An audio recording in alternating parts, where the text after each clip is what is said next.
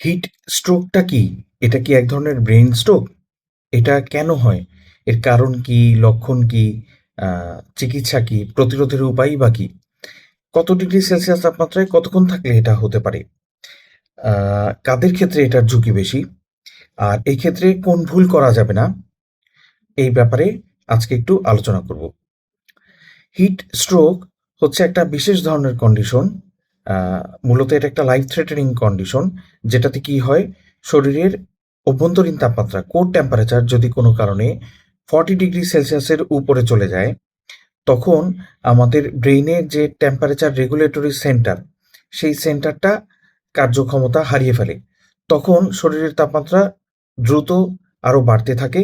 শরীরের আ যাবতীয় অঙ্গ-প্রত্যঙ্গের কার্যকলাপ ব্যাহত হতে থাকে এবং আ যার ফলশ্রুতিতে রোগী মাল্টি অর্গান ফেইলিউর হয়ে ইভেন মৃত্যু ঝুঁকিতে চলে যেতে পারে। অর্থাৎ যদি কোনো কারণে উচ্চ তাপমাত্রায় এবং উচ্চ আর্দ্রতা, উচ্চ হিউমিডিটিতে আ শরীরের অভ্যন্তরীণ তাপমাত্রা 40 ডিগ্রি সেলসিয়াসের উপরে চলে গেলে তখন এই ঘটনাটা ঘটতে পারে। এটা কি এক ধরনের ব্রেইন স্ট্রোক?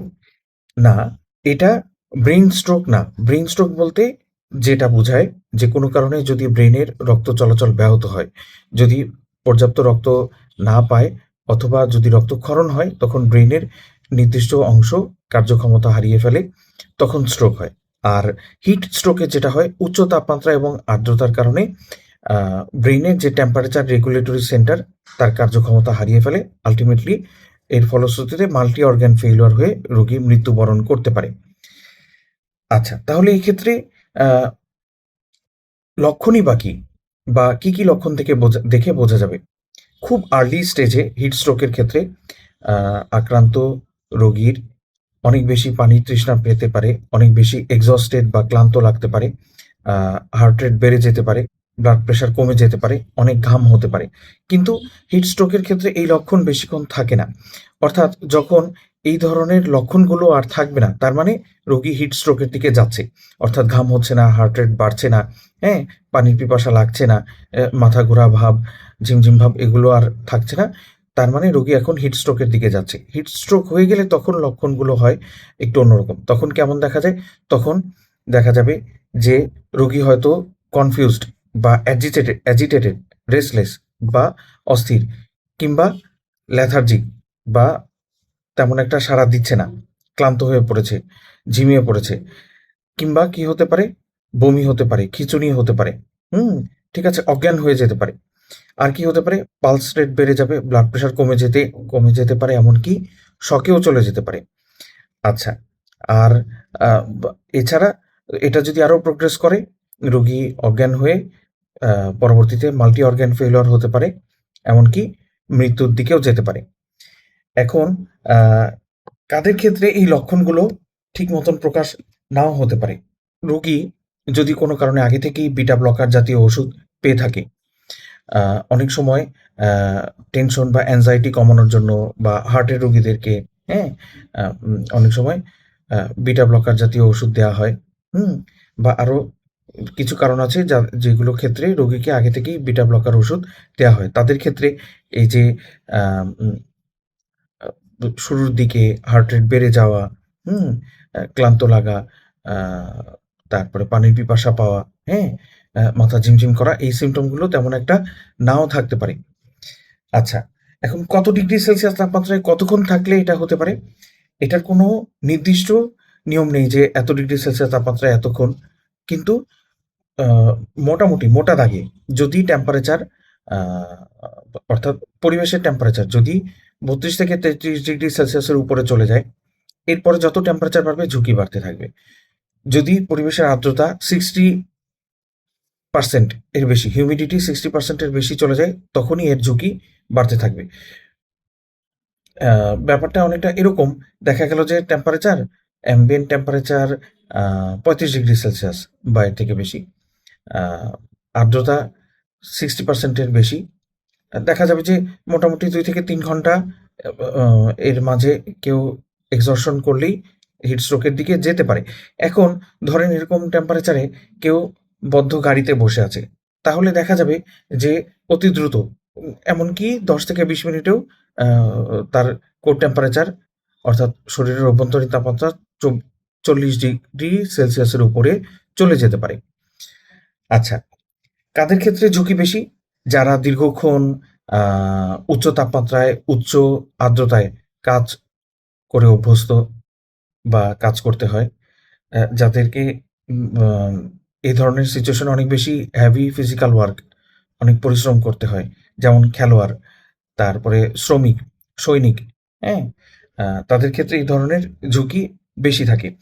বা যাদের শরীর আগে থেকেই ডিহাইড্রেটেড কিংবা যাদের আগে থেকেই হার্টের অসুখ, লিভারের অসুখ, কিডনির অসুখ আছে তাদের ঝুঁকি বেশি। এরকম সিচুয়েশনে ১ম এই চিকিৎসা কি? এরকম সিচুয়েশনে আক্রান্ত হলে ১ম এই আক্রান্ত রোগীকে শুইয়ে দিতে হবে। ১ম টার্গেট হচ্ছে তার শরীরের টেম্পারেচার কমাতে হবে। দ্রুত তাকে তার জামাকাপড় আলগা করে দিতে হবে বা ঢিলা করে দিতে হবে। ঠান্ডা পানি দিয়ে পরিষ্কার কাপড় ভিজিয়ে নিয়ে গা মুছে দিতে হবে। সম্ভব হলে আ আইস প্যাক দিয়ে আ টেম্পারেচার কমাতে হবে। আইস প্যাক আ আ তার বগলে বা কুঁচকিতে, হ্যাঁ? আ এ সমস্ত জায়গায় রেখে টেম্পারেচার কমানো যেতে পারে। রোগী যদি সজাগ থাকে তাকে মুখে ঠান্ডা পানি, শরবত এ জাতীয় খাবার দেয়া যেতে পারে অল্প, অল্প করে। এবং যত দ্রুত সম্ভব তাকে হাসপাতালে নিয়ে যেতে হবে। আর হাসপাতালে যাওয়ার পরে চিকিৎসা মূলত ২ ধরনের। একটা হচ্ছে স্পেসিফিক, আরেকটা হচ্ছে সাপোর্টিভ। স্পেসিফিক ট্রিটমেন্টের মধ্যে তাকে আ তার টেম্পারেচার কমাতে হবে। টেম্পারেচার বিভিন্নভাবে কমানো যেতে পারে। আ বাইরে থেকে আইস প্যাক দিয়ে তাকে আ ঠান্ডা স্যালাইন শিরায় পুশ করে তাকে নাকে নল দিয়ে উম সেই নল দিয়ে ঠান্ডা স্যালাইন দিয়ে ইরিগেশন দিয়ে অথবা তার প্রস্রাবের রাস্তায় নল দিয়ে ইরিগেশন দিয়ে করা যেতে পারে। তার সাপোর্টিভ ট্রিটমেন্টের মধ্যে তার এয়ারওয়ে, ব্রিথিং, সার্কুলেশন এবং আ তার যদি কোনো অর্গান সাপোর্ট লাগে, অর্থাৎ রোগী শ্বাস-প্রশ্বাস ঠিক মতো নিচ্ছে কিনা, তার ব্লাড প্রেশার মেইনটেইন হচ্ছে কিনা, অন্যান্য অর্গান সাপোর্ট লাগছে কিনা। যদি অর্গান সাপোর্ট লাগে বা আ অজ্ঞান রোগীর ক্ষেত্রে আইসিইউ সাপোর্ট পর্যন্ত লেগে যেতে পারে। এর প্রতিরোধের উপায় হচ্ছে যে হাই টেম্পারেচারে আ হাই হিউমিডিটিতে আ কাজ করার সময় যদি আর্লি সিম্পটম গুলো দেখা দেয়, আ অনেক বেশি ক্লান্ত লাগা, পানির পিপাসা পাওয়া, আ হার্ট রেট বেড়ে যাওয়া, চোখে ঝাপসা দেখা, মাথা ঘোরা, তখনই সতর্ক হয়ে যেতে হবে কারণ এগুলোই রেড ফ্ল্যাগ। আচ্ছা। আর এই ক্ষেত্রে কোন ভুলটি করা যাবে না? একটা কমন ভুল এক্ষেত্রে হয়ে যেতে পারে। সেটা হচ্ছে যেহেতু এক্ষেত্রে শরীরের টেম্পারেচার বেড়ে যায়, অনেকে ইনিশিয়ালি প্যারাসিটামল জাতীয় ওষুধ দিতে পারে। কিন্তু এই ক্ষেত্রে হিট স্ট্রোকে প্যারাসিটামলের কোনো রোল নেই। প্যারাসিটামল কি করে? জ্বর হলে কোনো কারণে আ তখন শরীরের প্রোস্টাগ্ল্যান্ডিন ই এর পরিমাণ বেড়ে যায়। প্যারাসিটামল প্রোস্টাগ্ল্যান্ডিন ই তৈরি হতে দেয় না। ফলে আ আবার টেম্পারেচার নরমাল হয়ে আসে। কিন্তু হিট স্ট্রোকের ক্ষেত্রে এখানে প্রোস্টাগ্ল্যান্ডিন ই কোনো ঝামেলা করছে না। এখানে মূলত ব্রেইনের যে থার্মোরেগুলেটরি সেন্টার, এই সেন্টার আর কাজ করছে না। তাহলে যত দ্রুত শরীরের কোর টেম্পারেচার অর্থাৎ অভ্যন্তরীণ তাপমাত্রা ৪০ ডিগ্রি সেলসিয়াসের নিচে আনা যাবে, ততই পেশেন্ট ইমপ্রুভ করার চান্স বেশি। আ আদারওয়াইজ এই ধরনের পেশেন্টকে আর্লি ট্রিটমেন্ট শুরু করতে না পারলে অনেক অল্প সময়ের ভিতরেই ১ থেকে ৩ ঘন্টার মধ্যেই রোগী মৃত্যুর দিকে চলে যেতে পারে। কখনো, কখনো অবস্থাভেদে আরো কম সময়েও যেতে পারে। হিট স্ট্রোকের রোগীর ক্ষেত্রে গোল্ডেন আওয়ার হচ্ছে ১ম ৩০ মিনিট থেকে ১ ঘন্টা। কাজেই আর্লি ডিটেকশন এবং ট্রিটমেন্টই পারে এক্ষেত্রে রোগীর লাইফ সেভ করতে। সবাই ভালো থাকবেন, সুস্থ থাকবেন। ধন্যবাদ।